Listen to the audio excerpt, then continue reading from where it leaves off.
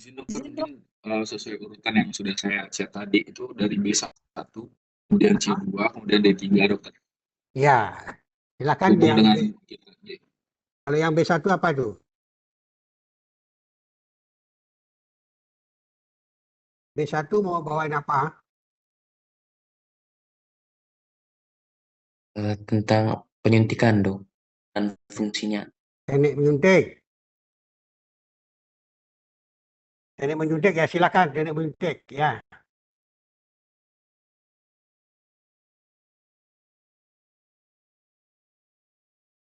Izin untuk share screen. Ya, silakan, silakan.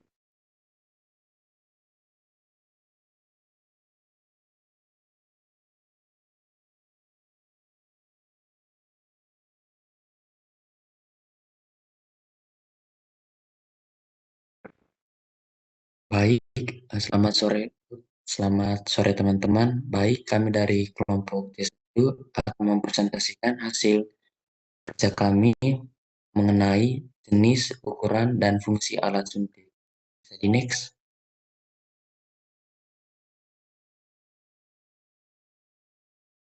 Baik, di sini ada anggota kelompok B1. Yang pertama ada Ririn dengan NIM akhir 001, Gita dengan NIM akhir 002, kemudian ada Dinda dengan NIM akhir 004, kemudian ada Patricia dengan NIM akhir 006, kemudian di sini Apri dengan NIM akhir 009, bisa di next.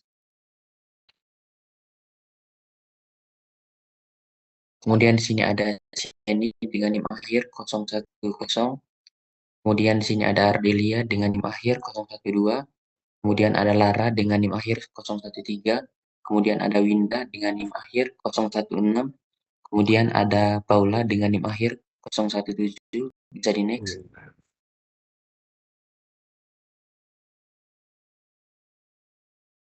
Sini ada Egi dengan NIM akhir 019, kemudian ada Gungwa dengan NIM akhir 023, kemudian ada Pania dengan NIM akhir 027, kemudian ada Audriel dengan NIM akhir 031.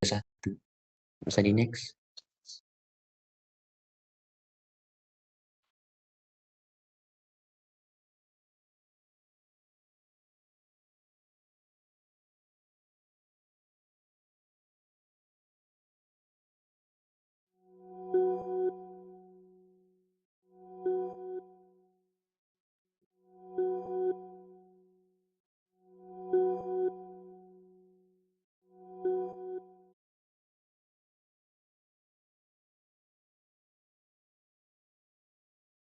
Suntik adalah pompa piston sederhana untuk menyuntikkan atau menghisap cairan atau gas dengan prinsip tekanan udara dalam ruang tertutup. Spuit tersedia dalam berbagai ukuran dan jenis, masing-masing dengan fungsi yang berbeda. Penggunaan peralatan medis harus memiliki pengetahuan dan keterampilan dalam penggunaannya untuk mencapai hasil yang maksimal. Next.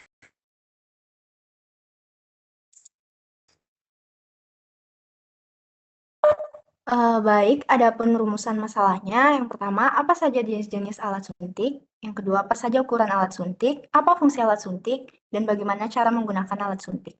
Next slide.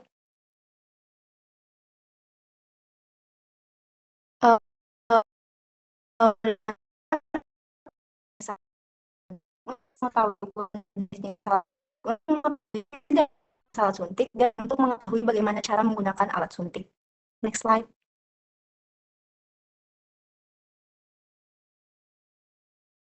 Baik, sekarang saya akan menjelaskan mengenai alat suntik. Salah satu alat suntik yang dipakai biasanya adalah spuit atau biasa yang disebut juga syringe dalam bahasa Inggris.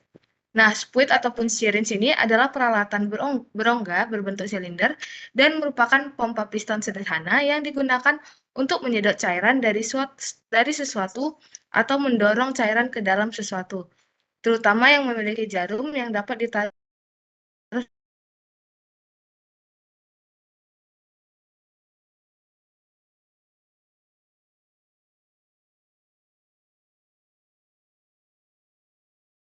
dapat dilengkapi dengan jarum hipodermik atau selang untuk membantu mengarahkan aliran ke dalam ataupun keluar tabung.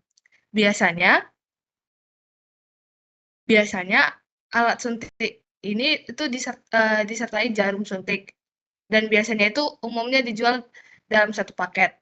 Spuit ataupun syringe juga merupakan alat yang digunakan untuk pemberian secara intravena, intramuskular, ataupun subkutan dengan volume tertentu. Spuit itu sendiri memiliki beragam ukuran, yaitu mulai dari 1 mili, 3 mili, 5 mili, 10 mili, 20 mili, sampai 50 mili.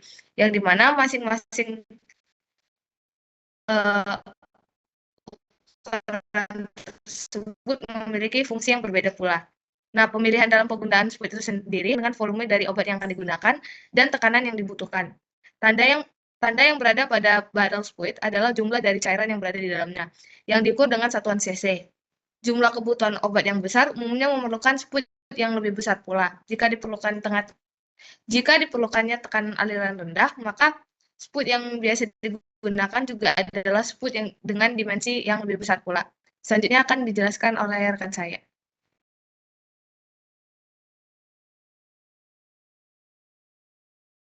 Baik, melanjutkan dari teman saya sebelumnya, di mana membahas tentang jenis, tipe dan berdasarkan dari frekuensi pakai spike atau syringe itu. Nah, dari tipe-tipe yang ada itu, yang pertama ada slip tape, bisa dilihat pada gambar di sebelah kanan atas, slip tape. Yang kedua itu model lure lock. Ada juga eccentric tip, catheter tip, dan juga yang permanen. Nah, dan juga berdasarkan frekuensi pakai itu ada yang spike auto disposable atau AD pada huruf A yang ada di gambar kanan bawah. Untuk yang B, pre-filled auto disposable, sorry itu typo, sudah terisi seperti vaksin begitu, dan juga Soforex atau yang otomatis, jadi bisa digunakan berulang kali, disterilkan. Next slide akan dilanjutkan oleh teman saya. Terima kasih.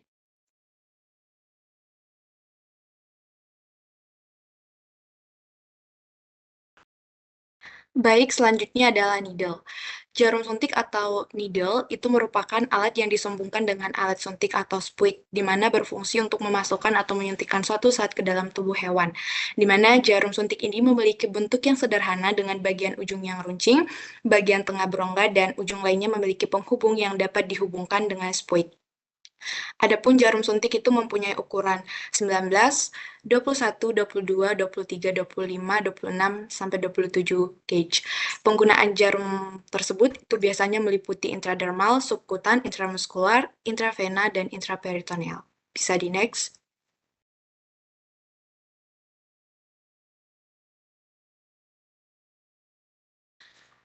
Adapun kriteria untuk memilih jarum suntik itu memiliki 3 pertimbangan utama. Yang pertama yaitu gauge atau diameter dari jarum, di mana pemilihan gauge jarum ini tergantung pada viskositas obat yang disuntikan.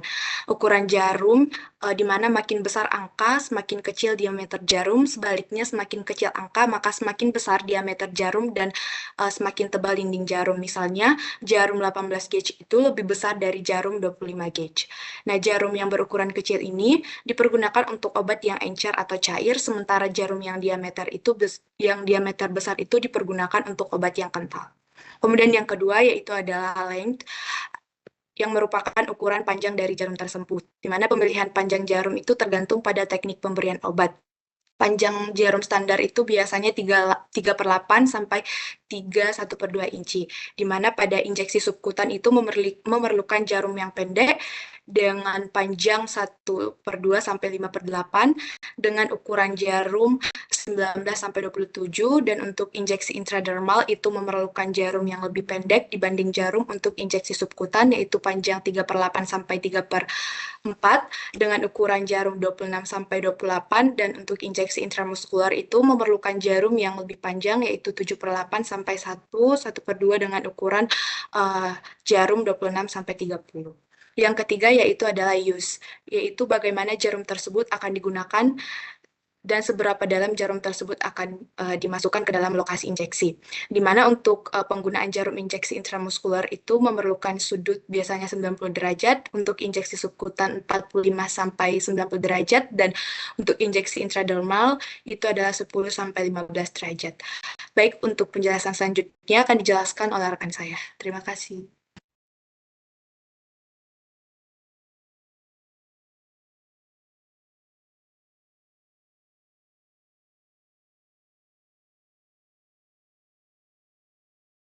Baik, yang selanjutnya adalah wing needle. Wing needle itu sendiri adalah jarum suntik bersayap yang berfungsi sebagai alat transfusi cairan yang diberikan kepada pasien dan sebagai vena tambahan untuk pengobatan secara intravena. Untuk ukurannya sendiri, wing needle terdapat berbagai macam.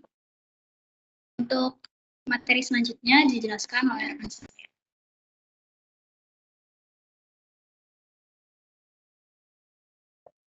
Baik, selanjutnya adalah IV catheter, di mana IV catheter merupakan kateter yang dimasukkan ke pembuluh darah vena dengan ukurannya ada 14, 16, 18, 20, 22, sampai 24G.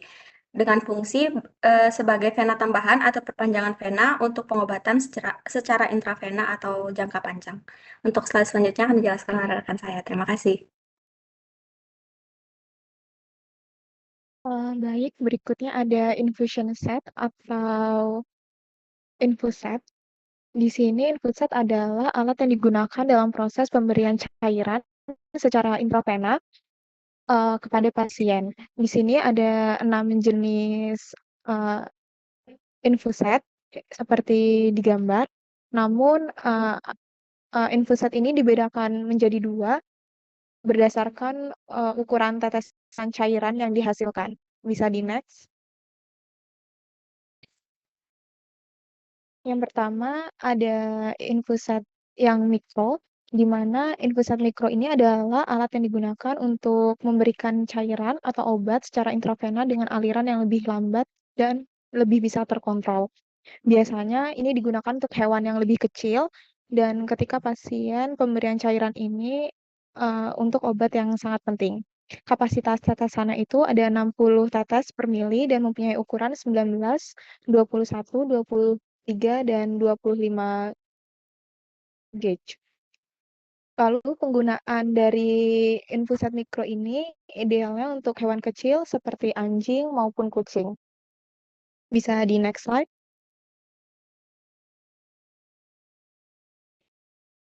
Kemudian ada infuset yang makro. Infuset yang makro ini adalah alat yang digunakan untuk memberikan cairan intravena dengan aliran yang lebih cepat. Biasanya digunakan pada hewan yang memerlukan volume cairan yang lebih besar dan waktu yang lebih singkat. Di mana besar volumenya itu 100 sampai 1000 mili kepada pasien dan mempunyai ukuran 23, 25, dan 27 gauge. Selanjutnya akan dijelaskan oleh rekan saya. Terima kasih. Baik, selanjutnya saya akan menjelaskan mengenai teknik-teknik menyuntik. Jadi teknik-teknik menyuntik ini ada beberapa yang dibedakan berdasarkan lokasinya. Untuk yang pertama untuk materi pertama akan dijelaskan oleh rekan saya terlebih dahulu. Terima kasih.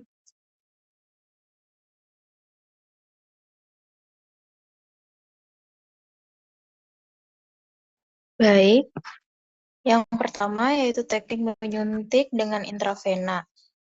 Pada pemberian obat melalui metode ini tidak melibatkan proses absorpsi, jadi cara yang digunakan itu yang pertama, cari pembuluh vena dengan meraba area vena menggunakan jari. Setelah ketemu, coba untuk membendung vena agar lebih menonjol dan mempermudah dalam penyuntikan. Yang kedua, pastikan pada suntikan itu sudah tidak ada bung. Jika ada, pegang suntikan dengan posisi tegap dan ditepuk dengan jari hingga gelembung udara naik lalu mengeluarkan udaranya. Yang ketiga, itu untuk menyuntik, membentuk sudut 30-45 derajat dan suntikan pada yang menyembul perlahan dan pasti. Yang terakhir, itu lakukan pemberian obat dengan menekan bagian suntikan perlahan agar cairan obat masuk ke pembuluh vena. Selanjutnya, lepaskan suntikan perlahan dan tekan area bekas suntikan beberapa saat agar menghindari terjadinya pendarahan yang mungkin terjadi setelah injeksi. Selanjutnya akan dijelaskan oleh teman saya.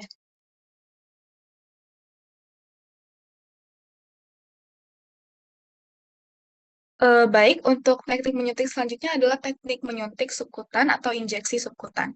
Jadi injeksi subkutan ini merupakan injeksi yang menyuntikkan ke lapisan lemak yang berada tepat di bawah kulit. Jadi obat akan dimasukkan ke dalam jaringan ikat jarang di bawah dermis. Jaringan subkutan ini tidak mempunyai banyak pembuluh darah, maka absorpsi obat akan sedikit lambat dibandingkan dengan injeksi secara intramuskuler. Jaringan subkutan ini mengandung reseptor nyeri, jadi hanya obat dalam dosis yang kecil yang larut dalam air dan yang tidak mengiritasi yang dapat diberikan melalui cara ini. Setiap jaringan subkutan dapat dipakai untuk area injeksi, tetapi umumnya adalah pada bagian lengan atas dan bagian luar pada leher. Untuk area lainnya yang lazim digunakan adalah bagian perut, skapula, ventrogluteal, dan dorsogluteal. Area injeksi subkutan ini perlu dirotasi secara reguler untuk meminimalkan kerusakan jaringan, membantu absorpsi, dan juga menghindari ketidaknyamanan. Nah, untuk langkah-langkah menyuntik subkutan adalah yang pertama-tama kita harus mempersiapkan terlebih dahulu semua alat seperti jarum dan alat suntik, serta obat yang akan digunakan untuk injeksi. Lalu, bersihkan bagian atas suntikan dengan kapas alkohol, buat dosis yang tepat dan keluarkan semua udara dari jarum suntik. Lalu letakkan alat suntik di tempat yang mudah dijangkau serta jauh dari pandangan hewan. Apabila hewan sulit dikendalikan, praktisi dapat meminta bantuan orang lain atau pemilik hewan untuk menenangkan hewan tersebut. Belai rambut dan cubit kulit yang kendur di sekitar area leher secara acak agar hewan terbiasa dengan apa yang akan terjadi selanjutnya. Kemudian cubit kulit yang kendur di antara ibu jari dan telunjuk, dan pegang alat suntik dengan tangan yang lainnya di antara jari telunjuk dan tengah dengan ibu jari pada bagian syringe-nya. Miringkan syringe pada 30-45 derajat dengan kemiringan jarum ke atas, masukkan jarum dengan cepat, dan tarik sedikit ke belakang plunger untuk memastikan apabila tidak ada darah, lalu segera masukkan isinya. Jika darah muncul di hub, pembulut telah ditembus dan jarum harus dikeluarkan dan dimasukkan kembali di lokasi yang lainnya. Setelah penyuntikan, kulit dapat dipijat sebentar untuk memperlancar distribusi obat. Depot obat yang diinjeksikan di bawah kulit mungkin meninggalkan pembekakan yang kecil yang akan menghilang saat obat diserap.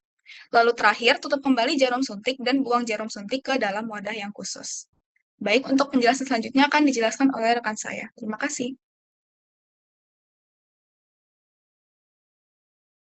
Baik, selanjutnya yaitu teknik menyuntik intramuskular. Jadi, injeksi intramuskular merupakan injeksi yang dilakukan untuk mengantarkan suatu obat ke dalam otot, dengan tujuan agar dapat diserap dengan cepat oleh pembuluh darah.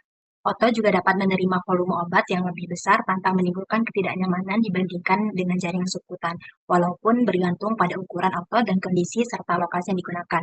Adapun cara melakukan teknik menyuntik intramuskular seperti contoh pada gambar di layar, yaitu yang pertama, dengan memegang anterior paha dengan tangan kiri, sementara tangan kanan memegang spuit yang berisi obat, lalu tusukkan jarum spuit tegak lurus dengan permukaan muskulus, kemudian tarik sedikit pompa untuk memastikan tidak ada darah yang masuk, lalu terakhir injeksikan obat secara perlahan, kemudian cabut. Untuk materi selanjutnya akan dijelaskan oleh rekan saya. Terima kasih.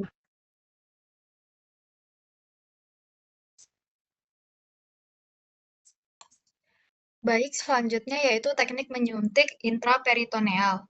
Teknik penyuntikan ini adalah teknik penyuntikan obat atau zat ke dalam dinding otot peritoneum yang merupakan ruang di bawah abdomen yang meliputi organ-organ di dalamnya. Dinding otot peritoneum ini sangat tipis dan ususnya itu memiliki pembuluh darah vaskular. Teknik ini jarang digunakan pada manusia dan diterapkan pada hewan percobaan kecil seperti tikus, kelinci, ataupun hewan-hewan kecil yang mudah dalam penyerapan obat oleh pembuluh darah. Dalam hal ini berarti suntikan pada bagian tersebut akan menyebabkan sedikit kesakitan. Adapun prosedur dalam penyuntikan intraperitoneal ini pada hewan coba biasanya spuit yang digunakan untuk penyuntikan intraperitoneal pada hewan kecil berkapasitas 1 mili dengan panjang jarum yang digunakan antara 3/4 hingga 1 inci. Untuk ukuran jarum yang digunakan berkisar antara 19 hingga 25. Lalu, di mana jarum yang lebih kecil digunakan pada hewan yang lebih kecil. Penyuntikan ini diposisikan pada perut bagian tengah atau sekitar kanan garis tengah. Jadi untuk penyuntikannya sendiri tidak boleh terlalu tinggi agar tidak mengenai hati dan kantung kemih. Saat penyuntikan pun hewan harus diposisikan telentang agar kulit pada abdomen menjadi tegang sehingga memudahkan penetrasi jarum dan mencegah cedera yang dapat merusak organ-organ dalamnya gitu. Terus untuk sudut kemiringannya itu dibuat untuk serendah mungkin agar dapat menembus kulit dan otot secara lembut. Terus resiko dalam penyuntikan ini, di mana cedera pada organ-organ dalam seperti hati, usus, atau kantung kemih ini cukup rentan jika lokasi penyuntikannya tidak tepat atau jika jarum dimasukkan terlalu dalam. Lalu jika penyuntikan dilakukan tidak steril, ada resiko infeksi di rongga peritoneum yang disebut peritonitis. Oleh karena itu, jadi untuk para tenaga medis itu penting untuk memastikan bahwa penyuntikan dilakukan secara steril dan dilakukan pada posisi yang benar dengan sudut yang tepat. Mungkin sekian dari saya, selanjutnya akan dijelaskan oleh rekan saya. Terima kasih.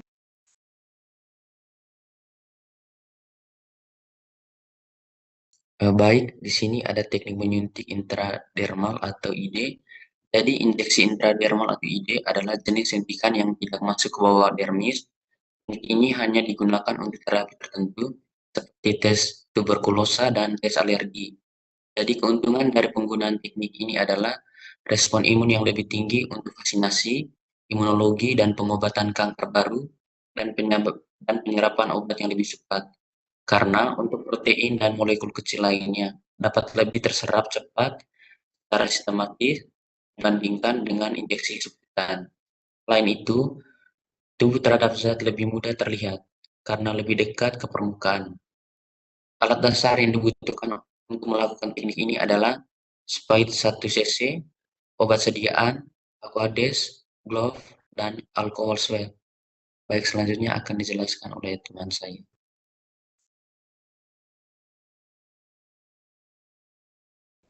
Baik, di sini saya akan menyimpulkan terkait presentasi mengenai penggunaan spide.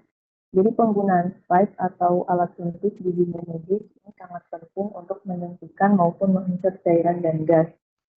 Terdapat 3 jenis spide yang sering digunakan, yaitu spide auto disposable yang hanya bisa dipakai sekali.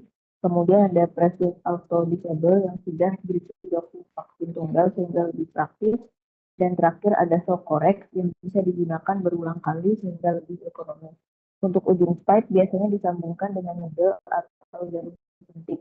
Jarum sendiri memiliki bentuk yang sederhana, yaitu ujungnya runcing untuk memudahkan injeksi, dengan bagian tengahnya yang berongga dan ujung lainnya ada panggung yang berhubung dengan spike. Tipe ujung spike juga terdapat beberapa seperti warlock, slip tip, eccentric tip, catheter tip, dan jarum yang dipasang secara permanen. Jadi setiap jenis punya cara yang berbeda untuk memasang jarumnya ke spike. Untuk teknik injeksi bisa dilakukan dengan berbagai cara, yaitu ada subkutan, yaitu injeksi ke lapisan lemak, lalu ada intramuskular yang langsung ke otot, intravena ke pembuluh darah, intradermal ke lapisan kulit, dan yang terakhir yaitu ada intraperitoneal, yaitu injeksi ke dalam rongga peritoneum. Oke, sudah? Sudah ya? Oke, Dok. Coba tampilkan gambar alat suntik tadi ya. Yang tadi yang dapat bagian alat gambar alat suntik. Lagi satu. Lagi satu. Ya. Ya, yang alat suntiknya itu, yang gambarnya seperti ini. Jadi yang disebutin tadi ya. Naik. Nah, tadi adik ya yang menyampaikan itu sudah menyebutkan secara gamblang ya. Jadi kalau alat suntik ini namanya spide, ini secara keseluruhan ya. Secara keseluruhan dari jarum sampai tabungnya ya. Nah, sedangkan jarumnya sendiri, ini jarumnya yang disebut dengan needle tadi. Kalau di dalam jarum injeksi ini itu namanya hypodermic needle ya.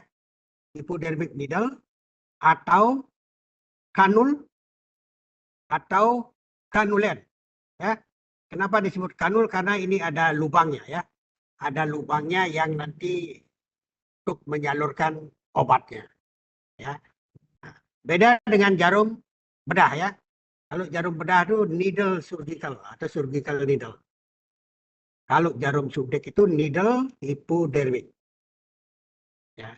Karena dia ada salurannya yang fungsinya nanti untuk menyemprotkan obat ke dalam tubuh ya. Nah, jadi ini kalau secara keseluruhan itu disebut dengan spike tadi ya, yang ada tabungnya, kemudian ada pistonnya. Nah, jadi ukurannya itu sudah disebutkan tadi berbagai macam ya. Dari ukuran 1 mili sampai 50 tadi bilang ya. Tapi kalau di kedokteran hewan itu ada sampai ukuran yang 300 cc ya. Itu fungsinya untuk misalnya untuk pengawetan kadaver. Ya, misalnya untuk sapi begitu ya. Kalau mau dibikin kadaver, itu dipakai pengawetan. Ya. Dan mungkin dia akan memakai ukuran spike yang 20, 50 atau yang 100 mili ya. Itu ya. Jadi ukuran raksasa istilahnya ya. Kemudian untuk fungsinya, jadi spike atau alat suntik ini sebenarnya fungsi utamanya itu adalah untuk memberikan obat ya, untuk memasukkan obat ke dalam tubuh pasien. Itu fungsi utama alat suntik ya. Jadi fungsi lain itu bisa memang untuk mengambil darah, untuk mengambil sampel darah, dan untuk mengambil sampel urin. Misalnya kalau kita ingin pasien itu mengecek apakah ada batu ya, di kantong kencingnya, itu bisa diambil urinnya lewat vesikaonaria langsung ya. Nah, itu fungsi lain daripada alat suntik ya. Sebenarnya yang fungsi utama itu adalah untuk memasukkan obat ke dalam tubuh pasien. Ya. Nah, kemudian ada yang kalau yang sering kita gunakan di dalam praktek-praktek itu yang disebut dengan tadi disposable spike, berarti itu spike itu hanya digunakan sekali ya. Kemudian ada yang terbuat dari mika ataupun dari kaca begitu ya. Itu bisa dipakai berulang dengan syarat apa? Dengan harus disterilisasi. Jadi kalau alat-alat suntik yang bisa disteril itu bisa dengan alkohol ya, bisa dengan aquabides, air bersih ya, yang nanti supaya tidak terjadi kontaminasi untuk pemakaian selanjutnya ya. Jadi kalau yang disposable spike ini tidak boleh ya, karena ini bisa digunakan hanya sekali saja. Kemudian cara teknik menyuntiknya secara subkutan tadi sudah sudah dijelaskan ya. Kalau pada anjing dan kucing ya, teknik menyuntik pada anjing dan kucing secara subkutan itu kita pilih wilayah daerah punggung ya, di daerah punggung, di mana di sana kelonggaran daripada kulit itu cukup lebar ya. Jadi posisi spike nanti yang kalau kita ingin melakukan subkutan pada daerah punggung itu posisinya sejajar dengan tubuh hewan ya. Ya. Jadi sejajar dengan tubuh hewan. Berarti kalau dia sejajar bisa dengan sudut 45 ya, atau kurang lagi sedikit gitu. Nah, itu posisi kalau kita melakukan injeksi subkutan. Ya, dan pada hewan kecil itu dipilih di daerah punggung ya, di antara skapula dan di daerah leher itu ya. Jadi itu yang kita lakukan untuk melakukan subkutan. Tapi untuk hewan besar seperti di sapi, atau di kuda ya, kalau kita ingin melakukan injeksi penyuntik melakukan vaksinasi, misalnya vaksinasi PMK, vaksinasi SE gitu ya, itu di daerah leher ya, di daerah leher, cari daerah leher, kemudian nanti ukuran jarum yang digunakan itu sudah ada ya. Kalau untuk hewan besar itu ukuran untuk jarum suntikan itu lebih pendek biasanya ya, daripada ukuran jarum kalau kita melakukan intramuskuler ya, intramuskuler. Nah itu ya, itu secara seputar. Kalau pada babi, pada babi pernah melakukan vaksinasi pada babi. Kalau pernah melakukan vaksinasi pada babi, maka subkutan itu dilakukan di pangkal telinga ya, di pangkal telinganya. Ya, itu wilayahnya ya, wilayah-wilayah ya. Kalau kita ingin melakukan injeksi subkutan pada babi. Kemudian secara intramuskuler ya, secara IM. Kalau IM itu kalau pada hewan kecil ya, baik pada kucing ataupun pada anjing, itu kita pilih di daerah belakang ya, di antara segitiga, jadi angulus antara trochanter mayor pada daerah femur ya. Nah, itu wilayah-wilayah yang kita sering bisa dilakukan secara intramuskuler ya, intramuskuler. Jadi tekniknya bagaimana? Tekniknya yaitu posisi daripada spike itu kita tancapkan dengan posisi tegak lurus. Jadi seperti yang digambar saudara tadi ya, tegak lurus ya, tegak lurus. Kemudian dengan hati-hati ya, dengan hati-hati posisi tegak lurus. Kalau nanti saat diinjeksi secara tegak lurus, kalau dia nanti kita tarik spike sedikit, nah itu caranya. Kalau ada darah berarti posisi yang kita lakukan itu tidak pas ya, tidak pas. Jangan dilanjutkan ya. Kalau dia kena darah, ada darah di dalam spike, harus diulang, dicarikan tempat lain ya dengan cara tegak lurus tadi. Kenapa karena kalau dia kena sampai ada darah, kalau obat-obat ini yang kita suntikkan bisa menimbulkan shock, nah itu akan bereaksi tidak baik kepada pasien nanti ya. Itu intramuskuler, jadi posisinya tegak lurus. Ya, jadi tekniknya itu kita suntikkan secara pelan, kemudian kita pedot spike-nya sedikit. Nah ya, kalau dia ada darah berarti injeksinya itu tidak pas, ya, harus dicarikan tempat lain lagi ya supaya tidak berefek nanti pada. Jadi yang intinya harus tidak kena pembuluh darahnya ya. Itu intramuskuler, jadi posisinya tegak lurus. Kemudian pada anjing itu dilakukan di daerah segitiga bagian di belakang di antara angulus trochanter mayor di sana ya. Jadi cari otot yang tebal. Kalau pada hewan besar itu kita cari daerah-daerah ototnya yang tebal ya. Kalau misalnya di daerah belakang bisa, tapi kamu harus tahu ilmu restrainnya, jangan sampai nanti mencelakakan diri sendiri nanti itu ya. Restrain pada sapi, pada kuda, bagaimana itu ya.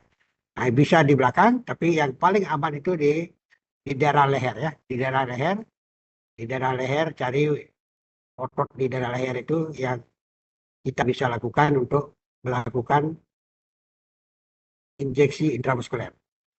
Jadi tekniknya sama dengan hewan yang lain ya. Kalau kita injeksi dia tarik sedikit, kalau ada darah kita cari posisi yang lain lagi ya. Jangan ditumpahkan obat itu. Kemudian intravena. Kalau intravena, jadi seperti tadi sudah dijelaskan, jadi harus kita melakukan kalau di hewannya berbulu banyak itu harus kita bersihkan dulu bulunya ya untuk menentukan posisi nanti pembuluh darah yang pena yang harus kita ambil ya. Jadi pada pena ini kalau pada anjing atau kucing itu kita lakukan pada pena kaki depan. Itu namanya pena sepalika ya. Sepalika kalau di belakang bisa pena femoralis, bisa pena tarsal rekuren ya. Nah, itu lokasinya ya untuk intravena. Kalau hewan besar ya tentu di jugularis cedera leher ya. Ya. Jadi kalau bisa juga di pena ekor ya. Jadi pena koksidea ya. Itu tempat-tempat yang bisa kita melakukan intravena untuk pengambilan darah ataupun memberikan terapi lewat intravena ya. Jadi untuk mengambil sampel darah bisa, untuk memberikan terapi juga bisa ya. Jadi lewat itu ya. Jadi pena pada hewan kecil, pada kaki belakang, jadi pena sepalika atau pena tarsal rekolen. Nah, ya. Kalau pada hewan besar bisa adalah pena jugularis ataupun pena ekor di ekor ya, koksidea ya. Oke. Kemudian intradermal tadi ini memang untuk tes alergi ya. Tes alergi. Betul di injeksinya di bawah kulit. Ini sangat-sangat susah sekali ya. Jadi perlu keterampilan yang betul-betul ini ya, karena ini di antara kulit ya, di antara lapisan kulit, beda dengan subkutan tadi ya. Jadi biasanya ini memang untuk kita melakukan atau pada hewan itu kita melakukan untuk tes alergi ya, apa alergi penyakit atau bisa TBC ya, atau alergi terhadap obat ya. Itu. Kemudian untuk intraperitoneal ya, intraperitoneal memang tadi dijelaskan banyak untuk hewan coba saja ya kalau kita melakukan. Tapi ini sebenarnya bisa dilakukan untuk misalnya kasus-kasus pada anjing dan kucing ya. Jadi kalau pada kita melakukan pada anjing dan kucing, intraperitoneal itu harus dalam keadaan posisi berdiri dia ya, berdiri. Tentu ini nanti kalau sudah jadi dokter ya harus ada asistennya yang memegangnya kalau kita ingin melakukan penyuntikan intraperitoneal. Jadi intraperitoneal di bawah umbilikus kita lakukan dalam posisi dia berdiri ya. Jadi nanti diangkat anjing itu atau kucing itu kalau kita ingin melakukan intraperitoneal di bawah umbilikus agak ke lateral ya, itu posisinya. Ya. Posisinya intraperitoneal itu di bawah umbilikus, di bawah pusarnya itu agak ke lateral. Ya, agak nyamping sedikit. Ya, supaya nanti daerah yang disuntik itu ketemu pada wilayah yang longgar ya, tidak ada organ yang kita nanti bisa kena berimbas pada jarum itu. Nah, itu tekniknya pada intraperitoneal. Ya, kalau pada hewan besar pada posisi berbaring seharusnya ya, atau hewan besar ataupun anjing-anjing ras besar seperti Doberman misalnya atau Great Dane gitu ya. Kalau kita ingin melakukan penyuntikan intraperitoneal itu posisinya berbaring ya, berbaring. Jadi sama lokasinya juga sama seperti melakukan pada hewan yang posisinya berdiri. Tapi kalau hewan besar posisinya tidur dia ya, terlentang. Itu. Ya. Tidak ya. Jadi itu ya yang perlu saya beri masukan. Ya, terima kasih udah bagus ini ya. Jadi B1 nih ya. Ada yang ditanyakan lagi?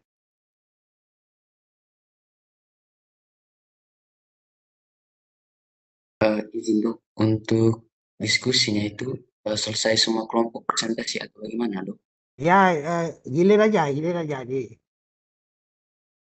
bau itu ya. Jadi sekarang Nanti saya ingin menjelaskan untuk yang per gini aja ya. Oke, Dok. Iya, per materi itu. Oke, Dok. Ya, nanti untuk diskusi deh setelah selesai nanti ya. Kalau mau gini. Ya, silakan. Untuk selanjutnya.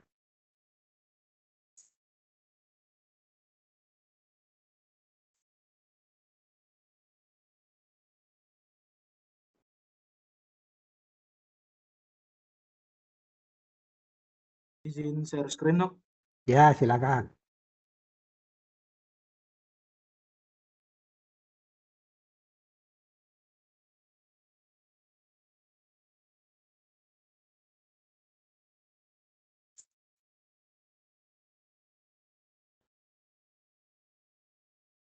Permisi Dok, mohon izin. Ya, silakan. Silakan.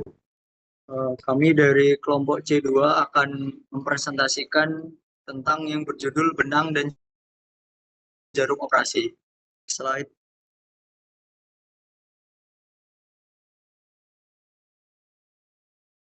Baik, izinkan saya memperkenalkan anggota-anggota kelompok dari C2, yaitu yang pertama adalah Marsha Theodora dengan NIM terakhir 112.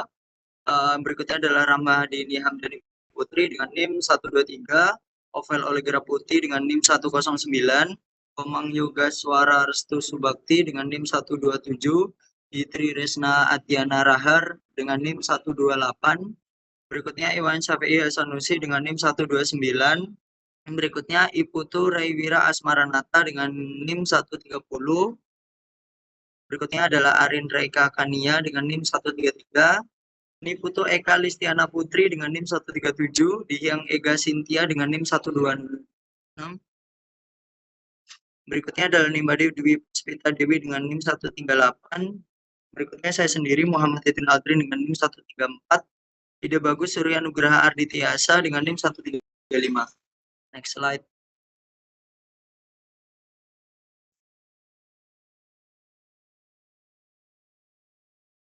Baik, di sini saya akan memaparkan yaitu topik dari bahasan kami dari kelompok C2. Yang pertama adalah pengertian jarum bedah, berikutnya pangkal jarum bedah, jarum operasi, jenis pangkal jarum operasi, jenis-jenis jarum operasi, pengertian benang operasi, ukuran benang operasi, jenis benang operasi, benang absorbable, dan berikutnya benang non-absorbable. Berikutnya akan dijelaskan oleh teman saya. Terima kasih. Baik, yang di sini pertama saya akan menjelaskan pengertian dari jarum bedah. Jadi jarum bedah atau surgical needle itu adalah jarum yang digunakan untuk menjahit luka, yang dimana umumnya luka operasi. Jarum ini dirancang untuk menutup jaringan tubuh yang terluka atau yang terpotong, baik pada kulit, mukosa, ataupun organ dalam. Selanjutnya, jarum bedah ini memiliki berbagai bentuk, ukuran, dan tipe yang bisa dipilih berdasarkan jenis jaringan yang akan dijahit, kedalaman luka, dan juga elastisitas jaringannya. Umumnya, jarum bedah atau operasi ini terbuat dari baja tahan karat atau yang biasa kita kenal sebagai stainless steel, yang memiliki sifat kuat, tajam, dan juga fleksibel untuk memudahkan penetrasi ke dalam jaringan tanpa menyebabkan kerusakan tambahan. Jarum bedah ini juga terdiri dari 3 bagian utama, yaitu ada needle point atau ujungnya yang tajam itu, ada needle body, yang dimana itu merupakan bagian tengah jarum, dan juga attachment end, yang dimana itu merupakan tempat menempelnya benang. Dan ada beberapa bentuk jarum yang selengkapnya akan dijelaskan oleh teman saya. Terima kasih.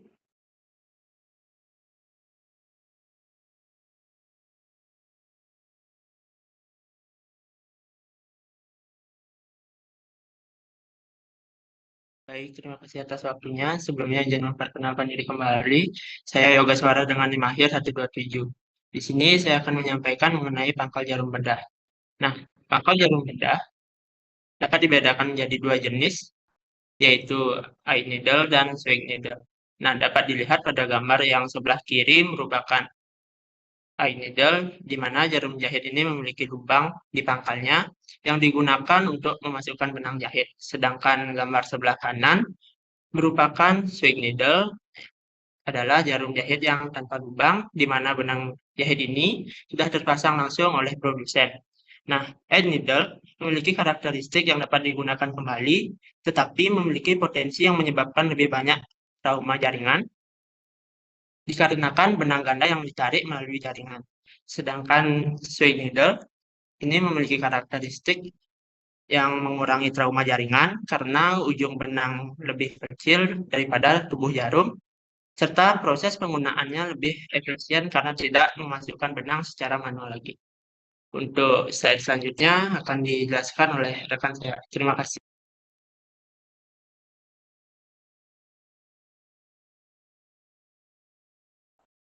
Baik, izin melanjutkan. Pengertian tentang jarum operasi, 3 komponen utama pada jarum operasi adalah pangkal, badan, dan ujung jarum.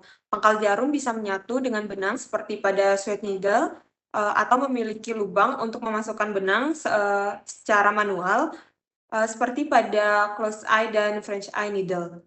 Pada badan jarum menentukan kekuatan, bentuk, dan fleksibilitas dengan variasi lurus atau melengkung sesuai kebutuhan bedah. Ujung jarum digunakan untuk penetrasi jaringan dengan tipe tajam dan jaringan keras. Lancip untuk menembus jaringan tanpa memotong, dan tumpul untuk jaringan lunak atau organ dalam. Next slide.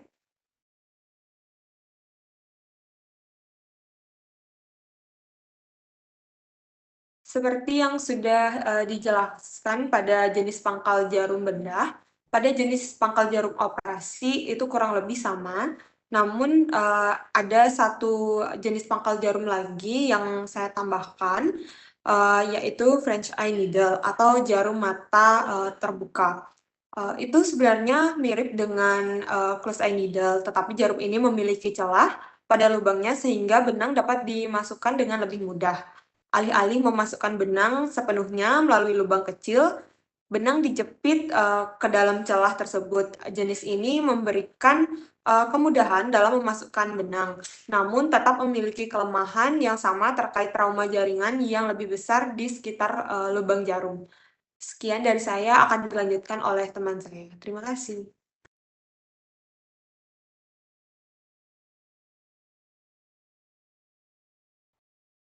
Baik, terima kasih atas waktunya. Jadi saya akan menjelaskan beberapa jenis-jenis jarum operasi. Yang pertama ada taper point needle.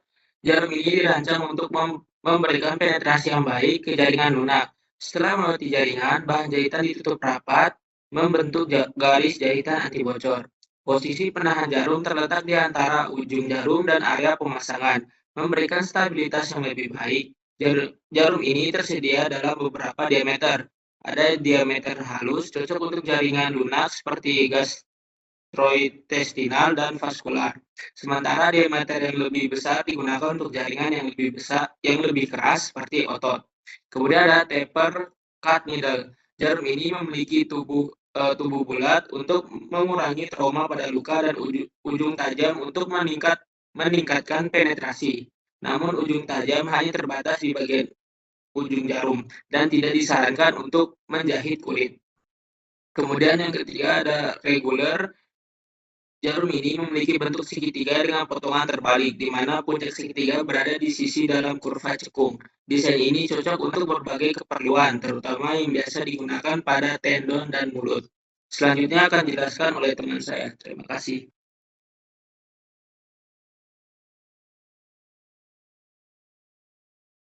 Baik, terima kasih atas waktunya. Di sini saya akan melanjutkan penjelasan dari jenis-jenis jarum. Yang keempat itu ada reverse cutting needle. Jarum ini berbentuk segitiga, apex, segitiga di sisi luar, ujung cekung dengan ujung lancip di bagian luar kelengkungan, membantu untuk memotong luka dengan 3 sisi di sisinya digunakan khusus untuk jaringan yang keras dan standar penetrasi seperti kulit. Yang kelima ada spatula needle. Jarum halus ini dirancang dengan tulang ujung yang tajam, persegi, tubuh datar dari atas ke bawah untuk mengurangi cedera jaringan.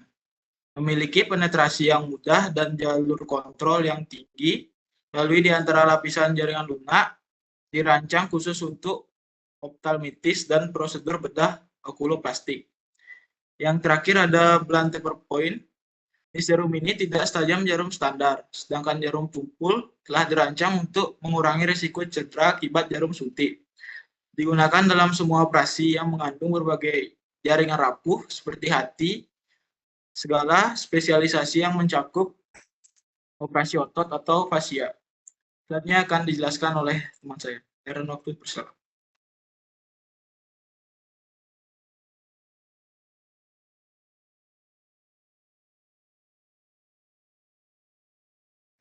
Baik, terima kasih atas waktunya. Di sini saya akan menjelaskan pengertian dari benang operasi, di mana benang operasi adalah materi berbentuk benang yang berfungsi untuk ligasi atau mengikat.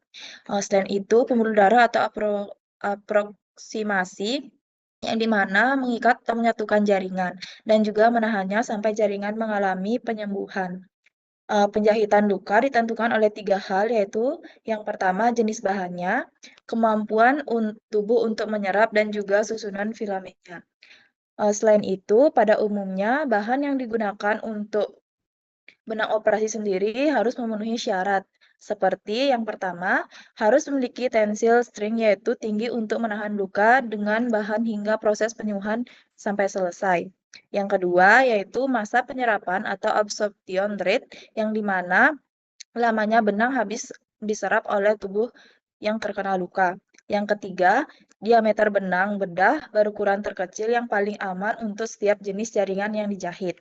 Selanjutnya, tidak menyebabkan alergi atau jaringan inflamasi pada jaringan, memiliki daya sampul yang baik, dan juga harus memiliki daya kapilaritas yang minimum sehingga bahan material jahitan tidak menyerap bahan cairan dan juga jaringan yang sedang meradang di sekitar area luka. Selain itu juga agar tidak menyebabkan terjadinya infeksi dan juga mudah untuk disterilisasikan. Untuk selanjutnya akan dijelaskan oleh teman saya. Terima kasih.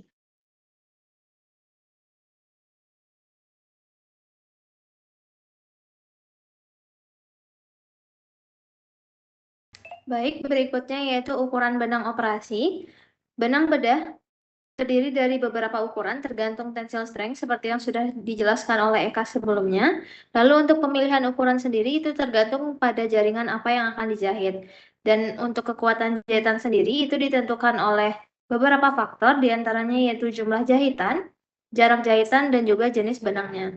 Untuk benang jahit yang tebal, biasanya digunakan untuk menjahit lapisan mukosa yang lebih dalam dan juga untuk mengikat pembuluh darah. Sedangkan benang jahit yang tipis biasanya digunakan untuk menutup jaringan seperti konjungtiva dan insisi pada bagian wajah. Untuk ukuran benang jahit sendiri yang biasa digunakan pada operasi itu dengan benang ukuran 30, 40, dan juga 50. Untuk ukuran benang bedah yang disepakati sebagai ukuran terbesar yaitu ukuran 1, dan untuk ukuran terkecil itu disepakati di ukuran 11 atau 12. Baik, selanjutnya akan dilanjutkan oleh teman saya.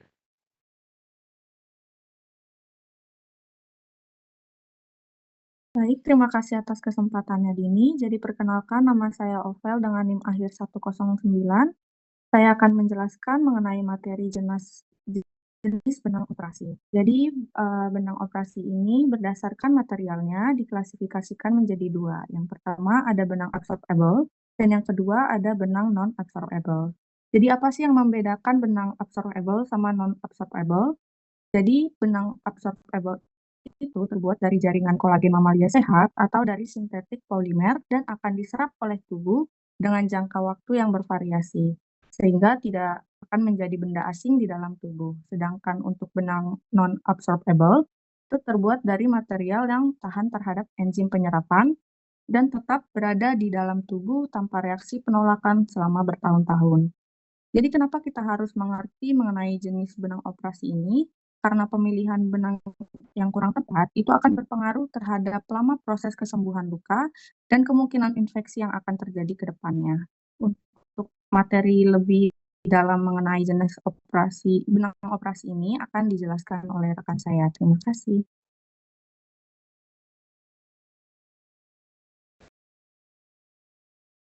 Baik, untuk benang absorbable ini adalah jenis benang yang dapat diabsorpsi oleh tubuh dan terbuat dari jaringan kolagen mamalia sehat atau dari sintetik polimer. Dan di sini ada beberapa contoh dari benang absorbable. Yang pertama adalah chromic catgut atau kolagen yang merupakan jenis benang yang sering digunakan pada prosedur operasi yang mana dapat terserap dengan sempurna oleh jaringan sehingga tidak perlu dibuka atau dibuang jika lukanya telah sembuh. Nah, benang ini dilapisi dengan garam kromium dengan maksud supaya waktu absorpsinya lebih lama sampai 90 hari. Dan benang ini terbuat dari bahan kolagen sapi atau domba. Dan chromic catgut digunakan untuk menjahit organ dengan masa penyembuhan yang singkat.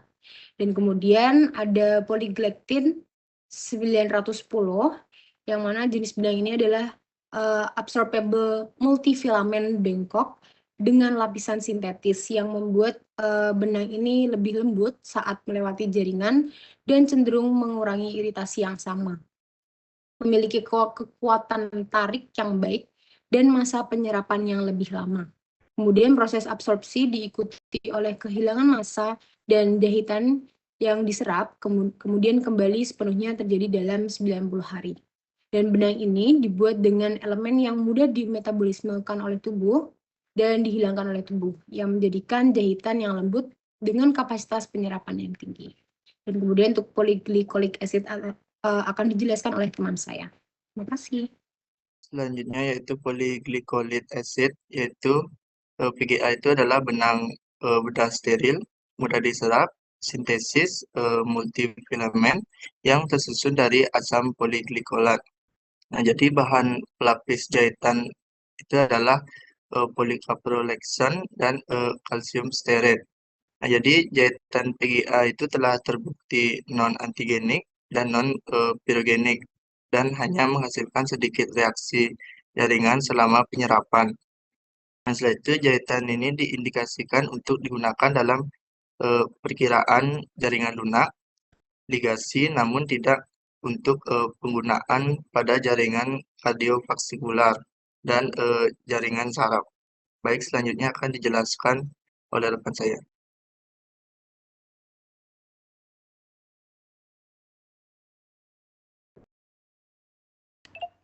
Baik, terima kasih. Di sini saya akan menjelaskan tentang benang non-absorbable. Benang non-absorbable ini merupakan jenis benang bedah yang tidak dapat diserap atau terurai oleh enzim tubuh. Berikut contoh dari benang non-absorbable itu, yang pertama ada linen. Linen itu dia dibuat dengan serat kapas alam dengan jalan pemintalan. Dia bersifat lembut, cukup kuat dan mudah disimpul, tidak diserap, reaksi tubuh minimum dan berwarna putih. Tersedia dalam ukuran 40 hingga 10 dan digunakan untuk menjahit usus dan kulit, terutama pada kulit wajah. Lalu yang kedua ada sutra. Sutra ini dia terbuat dari serabut-serabut sutra yang terdiri dari 70% protein dan 30% bahan tambahan berupa perekat. Warnanya hitam dan putih, bersifat tidak licin seperti sutra biasa karena sudah dikombinasi dengan perekat. Tidak diserap tubuh, maka untuk penggunaan ini di bagian luar. Dan benang ini juga harus dibuka kembali. Benang ini tersedia dalam berbagai ukuran, mulai dari nomor 50 hingga 30. Selain untuk menjahit kulit, benang ini juga dapat digunakan untuk mengikat pembuluh arteri, yaitu seperti arteri besar. Untuk selanjutnya akan dijelaskan oleh teman saya. Baik, terima kasih Gitri. Selanjutnya saya akan menjelaskan tentang polipropilen atau yang disebut juga dengan prolen. Merupakan jahitan polipropilen sintesis, monofilament dan tidak dapat diserap. Jaringan polipropilen juga dipasarkan dengan nama prolen oleh Ethicon. Ini digunakan untuk memperbaiki hernia dan cedera lain pada fasia. Prolen biasanya digunakan dalam pengobatan manusia dan hewan untuk penutupan kulit. Dalam pengobatan manusia itu digunakan dalam prosedur kardiovaskular, oftalmik, dan neurologis. Sangat kuat dan lembut, benang ini juga digunakan pada bedah mikro, terutama untuk pembuluh darah dan jantung, bedah mata, bedah plastik, serta cocok pula untuk menjahit kulit. Benang yang selanjutnya adalah nilon, merupakan benang sintesis dalam kemasan atraumatis atau merupakan benang langsung bersatu dengan jarum jahit dan terbuat dari nilon. lebih kuat dari SID atau catgut, tidak diserap tubuh dan tidak menimbulkan iritasi pada kulit atau jaringan tubuh lainnya, dan warnanya berwarna biru hitam. Tersedia juga dalam ukuran 10-0 hingga 1-0. Selanjutnya polyester. Benang polyester adalah benang yang dikepang dan dilapisi silikon dan merupakan benang non-absorbable yang terdiri dari selat polyethylene, terephthalate, dan jaringan polyester ini memiliki kekuatan tarik yang sangat baik, lembut dan lentur dengan jalinan yang sangat baik, dan merupakan pilihan yang sangat baik untuk operasi kardiovaskular dan mata. Jahitan polyester tidak mengalami degradasi dan mempertahankan kekuatan tarik tanpa batas secara in vivo. Selanjutnya ada steel wire, merupakan benang logam yang terbuat dari polifilamen baja tahan karat, sangat kuat, tidak korosif, dan reaksi terhadap tubuh minimum. Mudah disimpul dengan warna putih metalik, dan terdapat dalam kemasan atraumatis dan kemasan biasa. Ukurannya dari 60 hingga nomor 2, dan biasanya digunakan untuk menjahit tendon. Sekian penjelasan mengenai benang non-absorbable, selanjutnya akan dijelaskan oleh rekan saya. Terima kasih.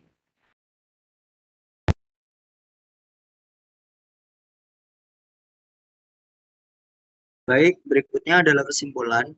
Jadi kesimpulannya adalah pengenalan jarum dan benang bedah sangat penting dalam operasi untuk memastikan keselamatan dan keberhasilan prosedur. Jarum bedah memiliki berbagai jenis yang disesuaikan dengan jenis jaringan, sedangkan benang terbagi menjadi dua, yaitu yang bisa diserap oleh tubuh, yaitu absorbable, dan tidak bisa diserap oleh tubuh, yaitu non-absorbable. Pemeliharaan jarum dan benang yang tepat dapat mengurangi resiko kerusakan jaringan dan infeksi, serta mempercepat penyembuhan luka pasca operasi. Pemahaman tentang jenis dan penggunaan alat ini sangat penting bagi dokter dalam praktik klinis. Terima kasih. Oke. Ya, bagus ini bagus ya. Coba dari awal. Dari awal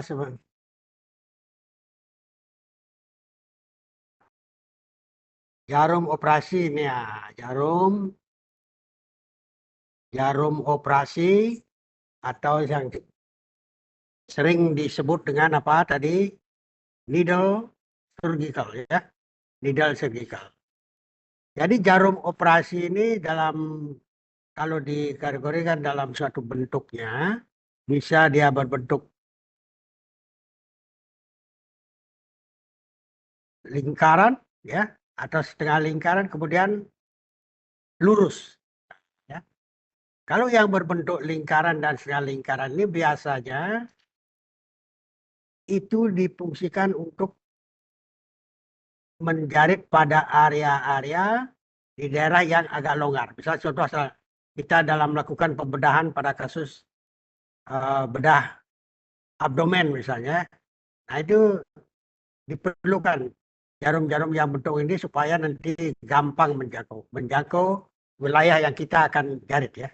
Nah, artinya apa? Jadi permukaan yang sempit gitu ya. Tapi kalau untuk yang bentuknya lurus, itu sebenarnya ada lagi bentuk lurus ya. Ini yang lurus ini untuk menjarit daerah luar ya, di area-area ya, daerah kulit. Ya. Jadi supaya kita memudahkan sebenarnya untuk melakukan proses penjahitan karena tergantung dari bentuk jarum, ya, bentuk jarumnya ini. Kemudian dari sifat ujungnya itu ada yang bentuknya bulat, ada yang bentuk segitiga. Tadi sudah dijelaskan. Jadi yang bulat itu biasanya untuk menjarit organ-organ yang lunak, contohnya seperti otot, kantong kencing misalnya, area, ya. Kalau yang bentuknya sifat ujungnya yang segitiga, ini untuk wilayah atau organ-organ yang keras, ya, seperti kulit misalnya, atau kartilago. Nah, ya. Nah itu fungsi dari jarum operasinya ya. Sedangkan nanti untuk alat untuk yang memegang jarum ini kalau kita melakukan operasi apa namanya? Namanya needle holder ya. Atau needle holder. Nah, terus coba cari lagi ya yang lainnya. Nah, itu kalau jarum operasinya. Nah, ini kan dari mata jadi dari sifat dari ya. Jadi kalau ini yang kalau ada benang yang langsung ada jarumnya itu namanya automatic sutur ya. Ya jadi seperti ini yang saya tunjukkan ini ya. Ini sudah ada jarumnya ini ya. Sudah ada jarumnya ya sehingga dia ya bisa dipakai hanya sekali saja ya. Tapi kalau ini nanti ini perlu yang mata-mata jarum seperti ini perlu benang yang apa namanya yang bentuk roll itu ya, yang satu roll itu isinya bisa 100 meter ya. 100 meter kalau yang seperti ini bisa 1 meteran kurang bisa kadang-kadang ya. Nah, itu yang disebut dengan akrobatik. Nah, lanjut. Nah,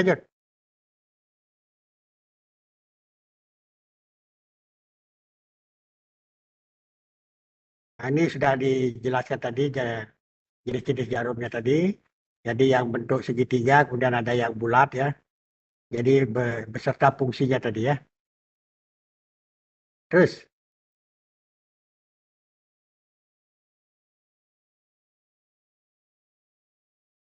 Nah ini yang saya maksud tadi ya. Nah ini semua bentuk-bentuk jarum yang sebenarnya digunakan untuk menjarit di wilayah yang permukaannya sempit ya. Misalnya kalau kita membuka organ abdominal. Tetapi nanti kalau di wilayah permukaannya yang luas seperti di daerah kulit sebenarnya itu pakai jarum yang lurus ya, yang lurus. Tapi kita di klinik atau di rumah sakit itu jarang ada yang bentuk jarum lurus. Sebenarnya itu yang fungsinya yang benar ya. Nah ini semua untuk kita menjarit pada wilayah-wilayah yang organ di dalam ya. Nah, oke, silakan lagi.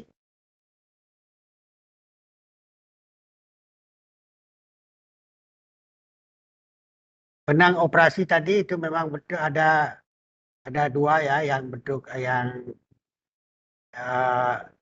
absorbable, kemudian yang non absorbable. Jadi yang absorbable itu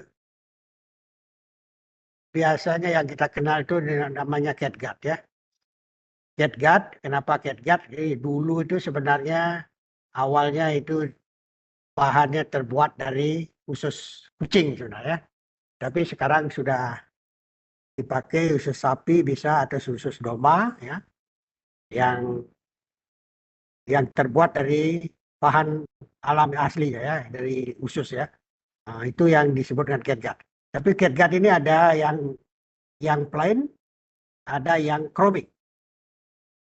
Kalau yang plain itu tidak mendapat sentuhan dari asam krom ya, asam kromik atau seperti catgut chromik. Ya, kalau catgut chromik ini sudah dikrom sehingga nanti kalau kita gunakan untuk menjarit atau menutup luka itu akan dicerna lebih lama sehingga kekuatan jaringan itu kekuatan benang untuk menutup operasi itu akan lebih lama sehingga kemungkinan untuk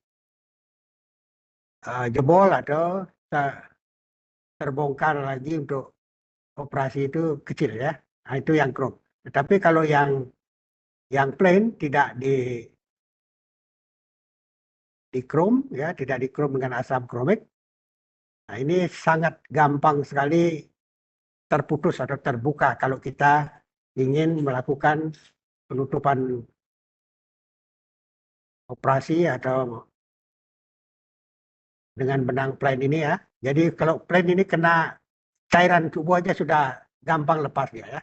Maka ini pertimbangan-pertimbangan nanti sebagai dokter hewan bedah ini perlu diantisipasi ya. Jadi dipertimbangkan. Jadi pada kasus-kasus di mana kita harus menggunakan chromic catguard atau plane ataupun yang semi sintetis seperti PGA tadi ya, PGA pikril itu.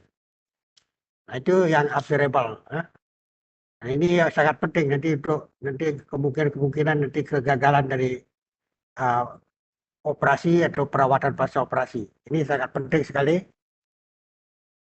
benang ini ya. Jadi harus tahu saudara nanti ya, yang di krum. Kalau benang-benang yang catguard ini di dalam tubuh itu akan diabsorpsi ya melalui proses imunologis ya. Jadi dihancurkan oleh tubuh melalui proses imunologis itu misalnya kalau dia terbuat dari catguard ya. Jadi catguard itu di metabolisme di dalam tubuh itu melalui reaksi imunologis.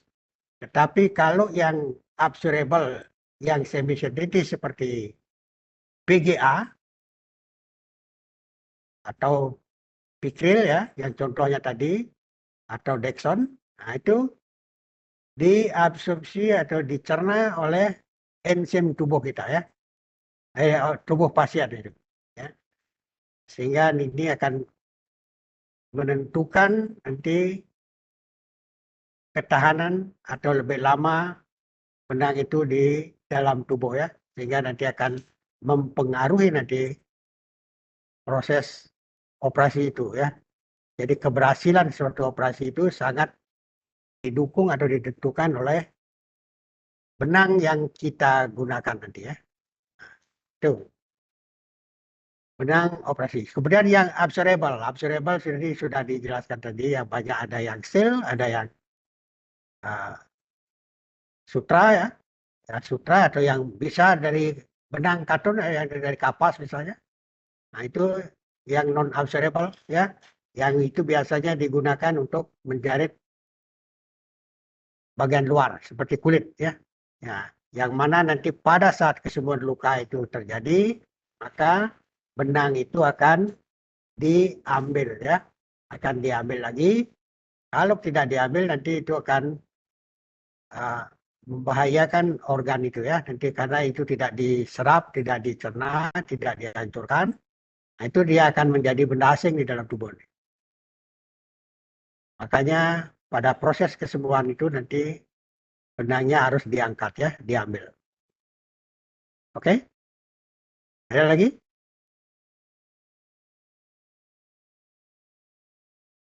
Ya. Oke, nah ini ukuran benang ini kan sudah ya. Jadi ukuran benang itu mulai dari ukuran 1, jadi ada 0,3, berarti kalau 0,0-nya 3 itu 0,3 artinya 0 strip 3, 0 strip 2 ya, 0 strip 4, 0 strip 5, 0 strip 4, 6 ya. Jadi semakin besar itu nilai 0 ini, itu ukuran benang itu makin kecil ya. Kalau misalnya ukuran 0,6 atau 0,4 itu biasanya dipakai untuk menjarit di daerah mata ya, di daerah mata atau misalnya. Tapi yang biasa kita gunakan di rumah sakit atau di klinik itu yang umum itu adalah 0,2 atau 0,3. Itu dari ukuran ya, untuk menjarit otot atau subkutan atau organ yang lain ya.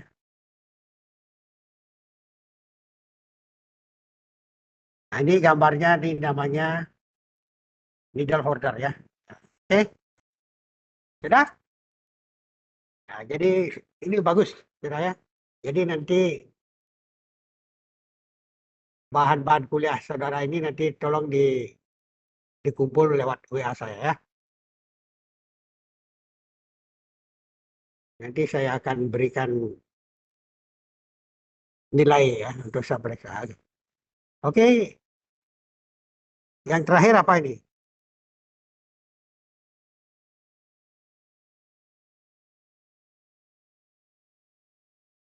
Pola jahitan operasi. Ini sudah tadi saya ini ya, sudah saya jelaskan ini. Jadi PGA ini termasuk absorbable ya. Kemudian ini yang non absorbable. Oke, sudah bagus.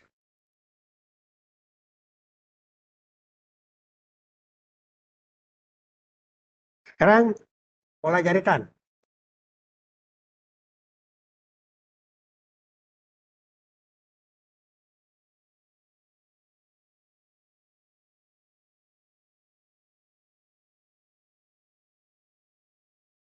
Sudah deh, sudah. Ada yang ditanyakan? Belum?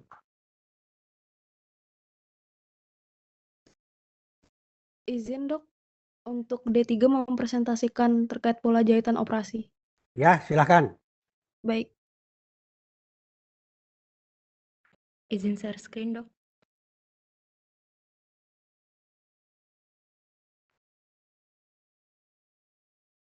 Bawa kene nanda udah.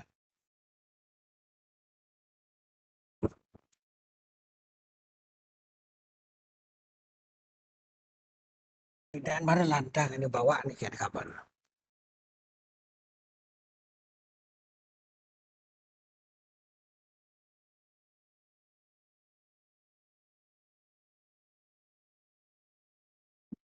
Baik, selamat malam kepada dokter beserta teman-teman. Jadi kami dari kelompok D3 akan mempresentasikan terkait pola jahitan operasi.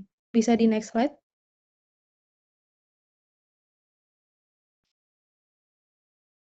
Adapun anggota kelompok D3, saya sendiri atas nama I Gusti Ayu Putri Cynthia Andara Devi dengan NIM 22003, selanjutnya ada Nurul Wadania dengan NIM 22014, Ardianita Atriana Devi dengan NIM 22020, BG Magalgani Putri dengan NIM 22059, Nora Anindya dengan NIM 22099, Niputu Adelia Septiasari dengan NIM 22100, lalu ada Kenneth Stenvenson dengan NIM 22110, Iva Rama Aziz dengan NIM 22122, lalu ada Raihan dengan NIM 22114, lalu ada Lumade Prabawanti dengan NIM 22143, Rejunko dengan NIM 22147, lalu ada Iputu Gede Nanda dengan NIM 19100. Next slide. Baik, jadi di sini saya akan menjelaskan terkait dengan pendahuluan. Berbicara terkait dengan jahitan, tentu saja berkaitan dengan adanya luka. Jadi luka sendiri adalah hilang atau rusaknya sebagian jaringan tubuh atau dimaksud dengan diskontinuitas jaringan.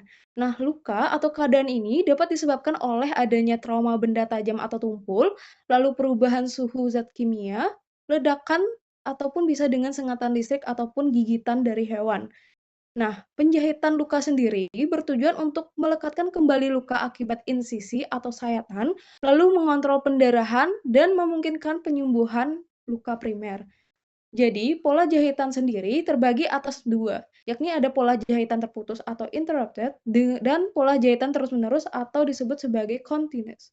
Nah, yang pertama adalah pola jahitan terputus, yakni interrupted, jahitan yang selalu diputus setelah simpul akhir, dibuat dan dilanjutkan dengan jahitan serupa sampai sepanjang tepi luka tertutup. Yang kedua, pola jahitan terus-menerus atau continuous, simpul akhir diputus setelah jahitan luka selesai, hanya ada 2 simpul. Adapun kekurangan dari interrupted struktur, yakni membutuhkan waktu yang lebih lama, selanjutnya bekas jahitan lebih terlihat. Sedangkan untuk kekurangan continuous suture sendiri, jahitan menjadi mudah longgar jika satu jahitan saja tidak kuat. Pengangkatan harus sekaligus, tidak bisa per area. Jadi misalnya, jika di area tertentu adanya, bisa di next slide. Baik, selanjutnya terkait dengan interrupted suture patterns akan dijelaskan oleh rekan saya. Baik, selanjutnya ada interrupted suture patterns atau pola jahitan terputus. Di sini terbagi menjadi 3. Yang pertama, ada simple interrupted suture atau biasa dikenal dengan simpul tunggal.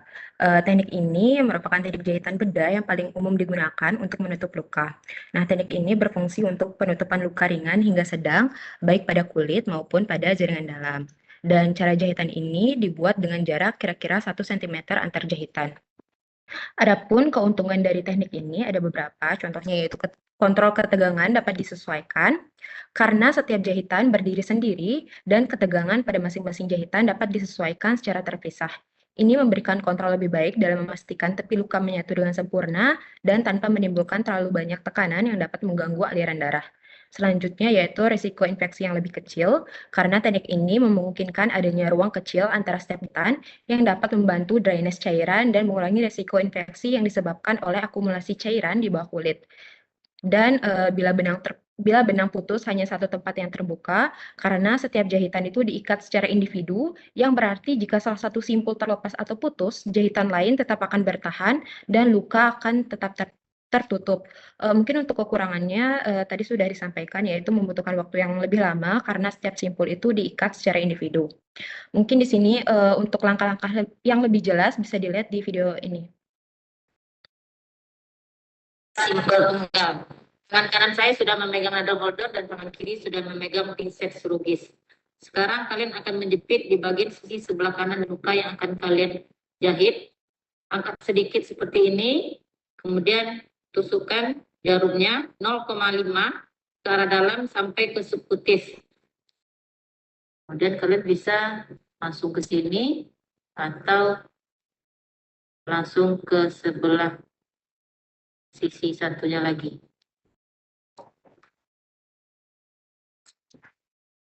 Harus sejajar antara tusukan pertama dengan tusukan kedua. Jangan sampai mereng.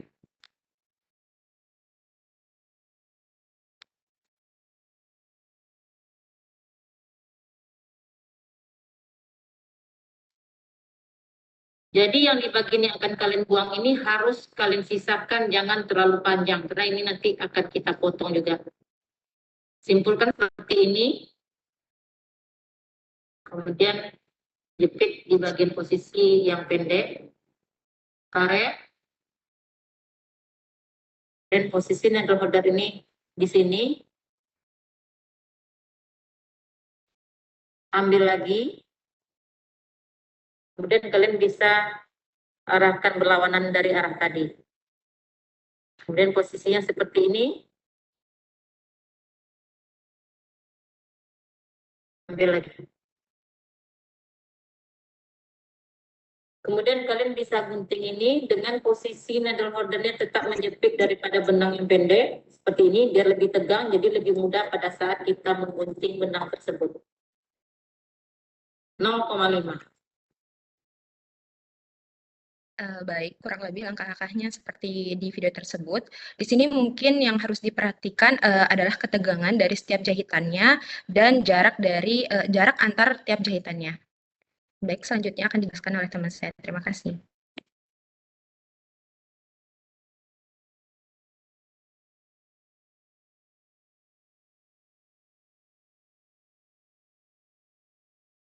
Baik, selanjutnya jahitan horizontal yaitu terbagi menjadi dua, yaitu ada yang inverting dan converting. Untuk yang inverting sendiri tidak disarankan untuk yang inverting sendiri tidak disarankan untuk kulit karena akan memperlambat kesembuhan luka. Akibat tepi luka itu tertekuk ke dalam. Untuk jahitan ini cocok untuk struktur atau organ yang membutuhkan penutupan internal seperti pada usus. Untuk yang everting yaitu baik untuk jahitan pada kulit, yaitu dengan melakukan penusukan seperti simpul. Sebelum disimpul, dilanjutkan dengan penusukan sejajar sejauh 1 cm dari tusukan yang pertama. Benang jahitan jangan ditarik terlalu keras agar tepi luka tetap datar atau flat. Jika benang luka itu ditarik terlalu keras, maka tepi luka itu akan terangkat ke atas sehingga akan memperlambat penyembuhan luka.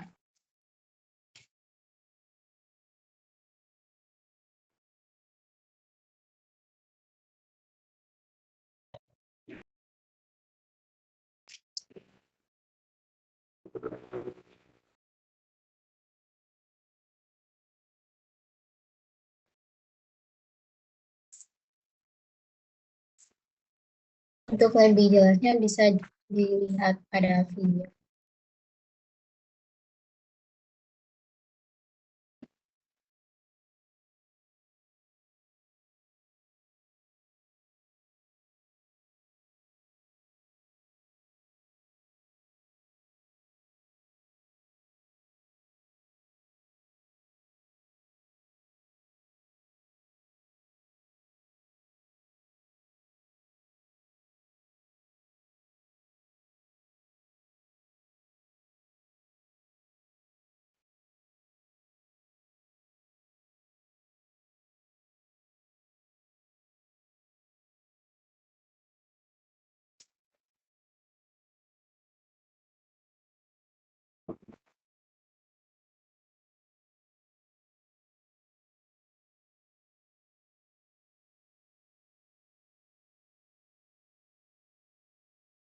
Baik, selanjutnya terkait dengan pola jahitan interrupted vertical matter shutter.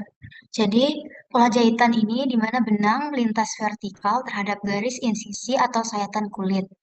Ini untuk mengangkat permukaan pinggir luka atau sayatan, terutama jika tepi luka tidak sama tinggi dan menyamakan permukaan sayatan. Kemudian sering digunakan pada bagian belakang leher atau pada luka yang terdapat di permukaan cekung. Bisa tolong di-play videonya?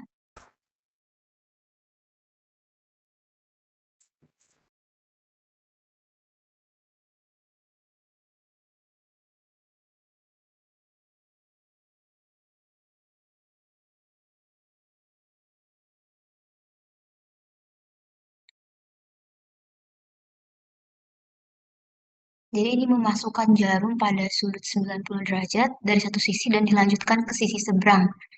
Pada pola jahitan ini menghasilkan 2 tusukan pada setiap sisi, bisa dilihat pada video.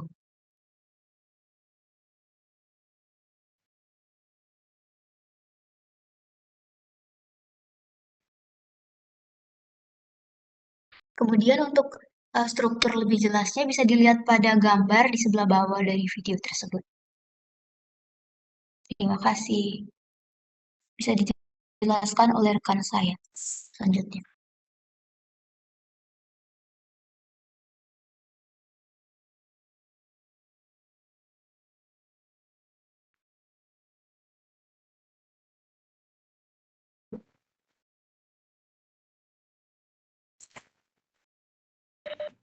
Baik, selanjutnya saya akan menjelaskan mengenai continuous suture patterns.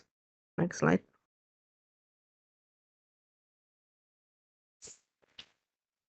Yang pertama ada simple continuous. Jahitan simple continuous suture merupakan bentuk seri dari jahitan simple interrupted, di mana jahitan ini terletak di antara 2 simpul. Pola jahitan simple continuous dibuat dengan langkah awal membuat jahitan simple interrupted, namun benang jahitan tidak dipotong, melainkan dilakukan insersi needle kembali ke dalam kulit secara tegak lurus terbuka seperti yang ada di gambar di samping. Next. Selanjutnya akan dijelaskan oleh teman saya.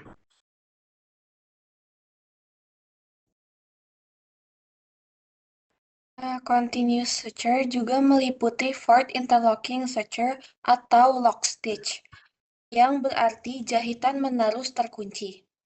Jahitan ini juga dikenal sebagai jahitan yang biasa digunakan pada baju. Ketika luka mulai merapat, pola yang terkunci menahan jahitan agar tidak ikut bergeser. Jaringan pun ditahan dan menyatu dengan lebih baik. Tapi selain secara umum, interlock kompleks daripada pola yang lain, serta membutuhkan paling banyak benang.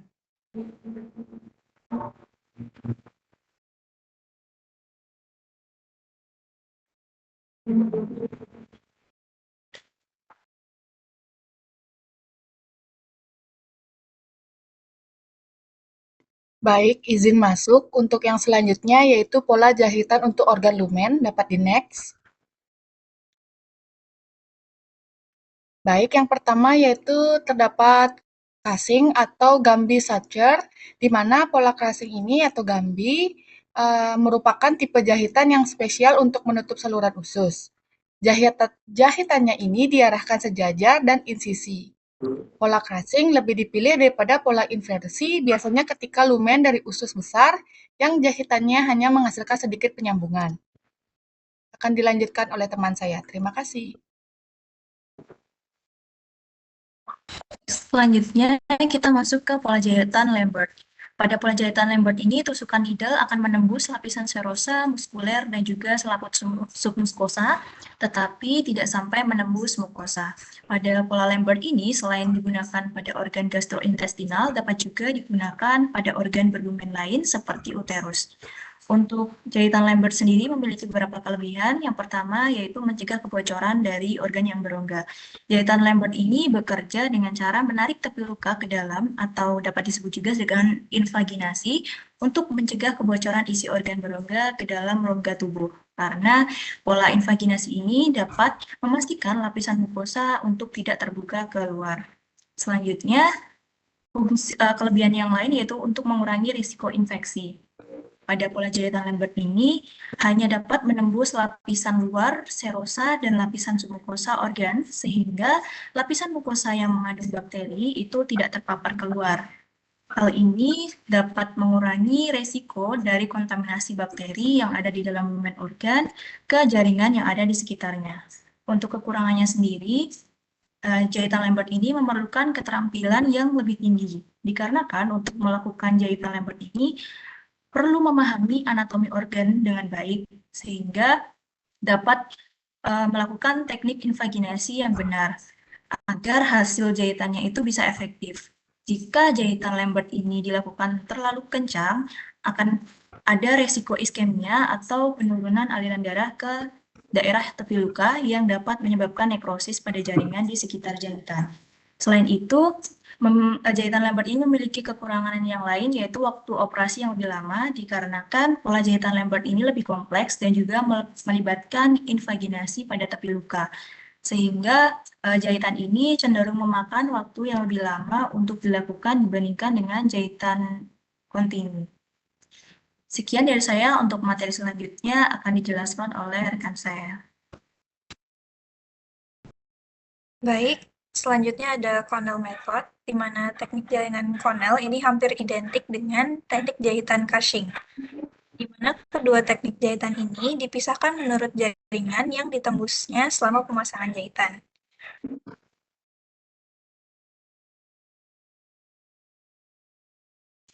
Pada teknik dan Cornell itu digunakan untuk melewati lumen. Nah, dalam metode Cornell, mula-mula proses penggabungan dua bagian usus atau usus satu ke usus lain.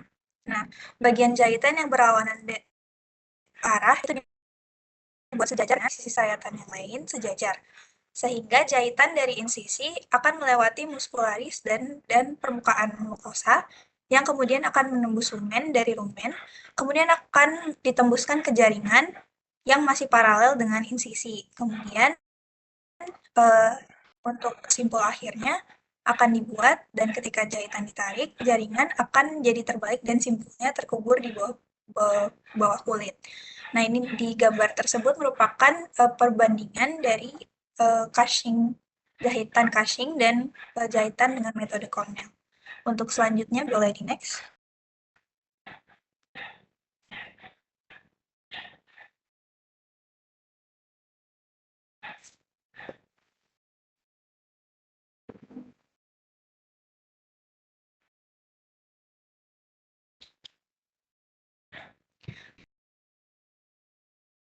Untuk selanjutnya ada purse string, di mana teknik jahitan ini merupakan jahitan kontinu yang digunakan sebagai menyempit atau menutup luka bundar ketika terbuka di sekitar lumen. Untuk teknik ini dirancang untuk memperkecil atau menghilangkan ukuran luka, tergantung pada derajat ketegangan dan ukuran luka. Pada kalimat sederhananya, purse string ini merupakan teknik jahitan yang dikencangkan atau dilakukan dengan pola seperti tali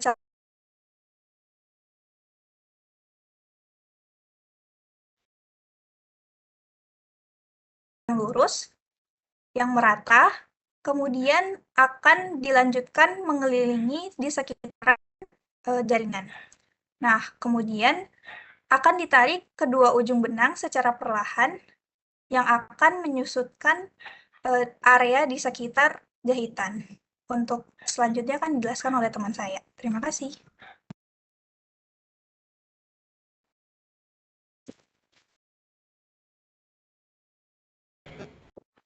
Baik, selanjutnya ada Hasselt suture.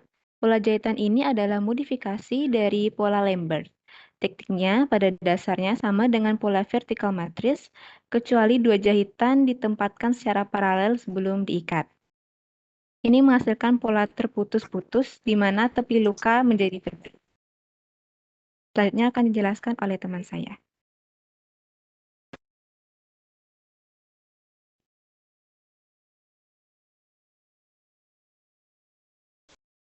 Baik, selanjutnya saya akan menjelaskan kesimpulan dari presentasi yang diberikan. Dalam operasi terdapat dua jenis pola jahitan, yaitu pola terputus atau interrupted dan pola menerus atau continuous. Interrupted suture adalah pola jahitan yang selalu diputus setelah simpul akhir, dibuat dan dilanjutkan dengan jahitan serupa sampai sepanjang tepi luka tertutup. Sedangkan continuous suture merupakan jahitan dengan simpul akhir yang diputus setelah jahitan luka selesai sehingga lebih cepat selesai. Untuk organ berlumen, terdapat pola jahitan dasar yang disebut Lambert. Selain itu, dapat menggunakan pola Gambier, Connell, Halstead, serta pure string. Pemilihan teknik jahitan perlu diperhatikan pada jenis dan lokasi luka serta risiko komplikasi untuk memberikan hasil yang signifikan. Sekian yang bisa dapat saya sampaikan. Saya kembalikan ke moderator. Oke, baik. Untuk kelompok berapa ini, kelompok C ya? Kelompok D3, Dok. D3 ya, D3. Jadi sudah bagus. Jadi apa yang saudara buat untuk dipresentasikan ya. Coba dari awal dulu. Tapi ada beberapa yang perlu saya tambahkan. Nah, jadi kalau kita berbicara masalah pola jahitan khususnya di ilmu bedah ya, baik di veterinary surgery maupun di human surgery, itu selalu nanti akan berhubungan dengan kasus-kasus luka ya. Baik itu luka didapat ya, ataupun luka perolehan ya. Contohnya misal kasus-kasus kecelakaan atau bertengkar, berkelahi digigit begitu ya. Atau pada kasus-kasus memang kita membutuhkan suatu operasi yang kita buat. Nah, itu tentu akan terjadi suatu luka ya. Jadi seperti sudah dijelaskan apa itu luka. Luka itu adalah bentuk kejadian traumatik yang secara kontinuitas akan merusak suatu jaringan itu ya. Nah itu yang perlu kita nanti satukan ya. Kalau tidak kita satukan nanti mungkin tidak akan terjadi kesembuhan yang sempurna. Tidak terjadi kesembuhan sempurna, di mana nanti fungsi jahitan atau pola jahitan ini adalah untuk menyatukan tepi luka yang kita perlu satukan ya, supaya terjadi apa? Adesi ya, itu namanya adesi. Jadi terjadi kesembuhan luka.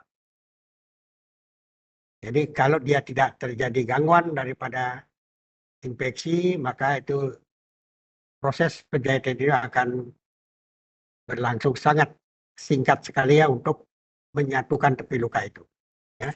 Nah, sedangkan polanya sendiri, ya, secara umum, ya, coba lihat tadi, secara umum itu ada pola continuous suture, ya, dan pola interrupted. Jadi pola terputus sederhana, kemudian ada yang pola menerus sederhana atau continuous suture. Ya, simple interrupted, kemudian ada continuous interrupted suture yang pola menerus. Jadi yang simple ini yang secara umum ini sebenarnya ada pola jahitan itu ya. Tetapi nanti ini bisa dikembangkan lagi. Jadi ada berbagai pola jahitan itu seperti misalnya kalau dia ada pola matres, kemudian ada pola Lambert, itu sebenarnya dasarnya adalah dari simple interrupted ataupun continuous ini suture ya. Jadi seperti sudah dijelaskan tadi, kalau dia simple interrupted memang jalurnya itu sekali masuk keluar kemudian dipotong ya. Jadi disimpul dipotong. Jadi nanti kalau bisa nanti arah nanti hanya seperti ini. Jaraknya itu kira-kira setengah senti ya, setengah senti. Ini yang simple induktif. Kalau yang setengah senti kemudian simpulnya itu jangan dilakukan di atas luka. Ingat ini ya. Jadi kalau kita melakukan simpul atau pemotongan nanti, itu jangan simpulnya itu di atas luka. Nanti buat simpulnya itu di samping lukanya ya. Karena pola jaritan itu, jadi belajar menjarit itu adalah suatu atau seni ya, seni. Jadi kayak kita ini melukis itu adalah suatu seni. Jadi ini pola jarit ini dibuat seseni mungkin ya. Jangan kemudian diatur jaraknya jangan terlalu rapat. Jadi simpulnya itu di sampingnya, jangan di atas luka. Kalau kita mengimpulnya di atas luka, ini akan mengganggu proses kesembuhan nanti ya, kesembuhan luka, atau tidak akan terjadi adesi yang baik ya. Nah ini akan mengganggu. Nah ini yang simpel. Kemudian kalau yang menerus ya ingat tinggal meneruskan saja ya, tinggal meneruskan. Jadi kita buat awal jaritannya seperti simpul ini ya, simpel induktif, kemudian dilanjutkan terus menerus ya. Ini kerugian dan keuntungannya sudah dijelaskan tadi. Kalau dia misalnya pada simpel induktif, kalau terjadi putus satu, ini akan jaritan yang lain akan membantu dia ya. Tetapi kalau yang kita continue nanti kalau dia digigit atau terjadi putus jaritan, maka semuanya akan putus dia. Nah ini itu kelemahan daripada induktif sutur. Sehingga nanti organ yang kita atau jaringan yang kita jarit itu akan terbuka. Jadi sehingga operasi kita itu akan tidak berhasil dengan baik ya. Nah, itu polanya ya. Kemudian kalau pola yang khusus untuk organ berlemen itu sudah disebutkan tadi, memang ada pola Lambert, kemudian ada pola Alsted ya tadi sudah dijelaskan, atau Casing. Itu polanya pola Lambert ya. Nah ya.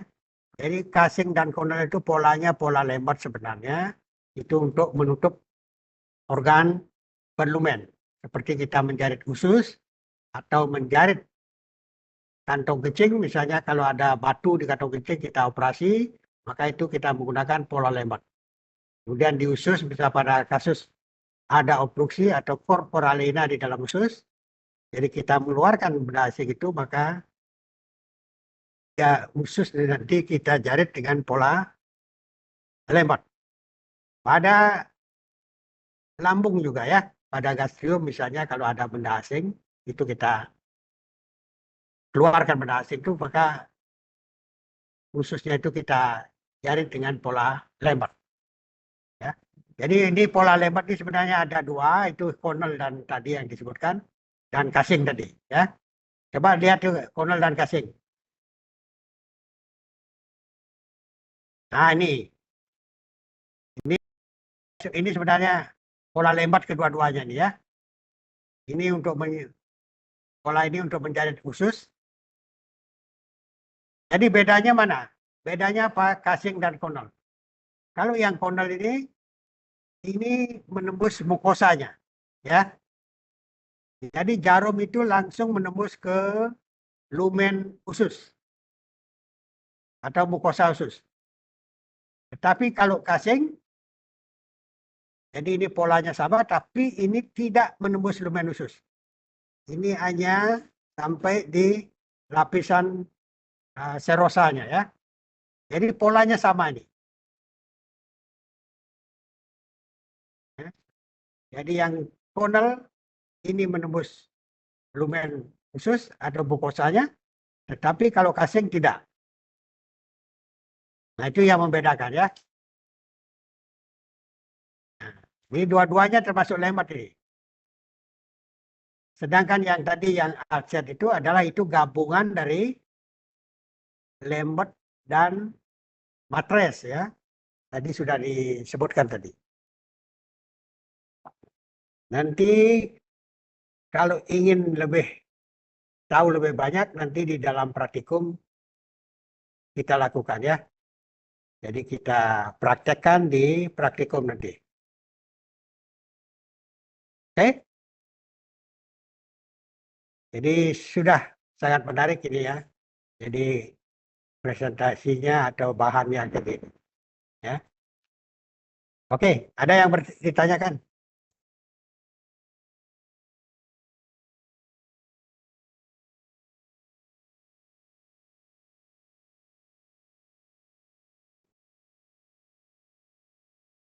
Ada? Kalau tidak, jadi kuliah hari ini saya cukupkan sampai di sini. Nanti kita bertemu. Ya, silakan. Terkait tentang pengumpulan tugasnya yang semua kelompoknya harus kumpul itu, deadline-nya kapan ya? Biasanya untuk minggu-minggu lalu dosen-dosen itu seminggu setelah present sih, mungkin dokter bagaimana kebijakannya? Terima kasih. Ya. Boleh seminggu ya. Oke dokter, berarti nanti saya kirim lewat email, tapi bagaimana dok? WA aja, ke WA aja. Oh WA aja. Ya. Oke. Nanti dikumpulkan per kelas itu berarti itu dok? Ya. Oke. Terima kasih dokter. Oke, sampai di sini kuliah sore ini atau malam ini. Nanti untuk kuliah selanjutnya mungkin saya akan mendapatkan jatah untuk luka. Nanti bulan November ya. Kita lanjutkan nanti kuliahnya bulan November ya. Terima kasih ya. Terima kasih.